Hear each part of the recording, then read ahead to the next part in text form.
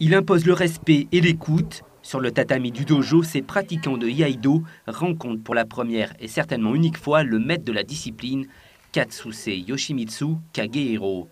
Le septuagénaire fait un court passage à Tahiti pour transmettre son savoir. La voie du sabre est d'abord une philosophie. Je suis heureux de savoir que cet art martial est de plus en plus pratiqué dans le monde. Au Japon, cet art se transmet depuis 400 ans. Ce n'est pas de la technique, c'est surtout l'héritage d'un art de vivre. Je souhaite que le Iaido mène sur le chemin de la paix.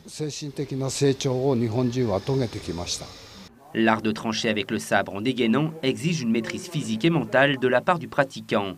L'iaido favorise la concentration. La notion d'adversaire n'est pas utilisée dans la discipline car le seul adversaire à combattre est le pratiquant lui-même. Ça m'aide à me poser, à me calmer. Ça m'aide dans beaucoup de domaines.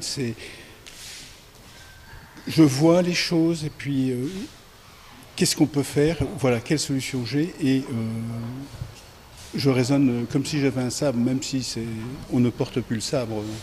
Aux côtés du maître, ses élèves vont étudier plusieurs techniques comme l'art de dégainer, la frappe ou le rangement du sabre dans son fourreau. Le maniement du sabre exige une gestuelle parfaite. C'est beaucoup le travail de la main gauche au moment décisif, c'est-à-dire au moment où le sabre quitte le fourreau, c'est le moment décisif.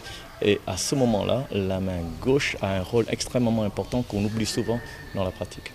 Art martial imprégné de sagesse et de philosophie, l'aïdo était un art de tuer durant le temps des samouraïs. Désormais, il développe l'estime de soi et le respect des autres.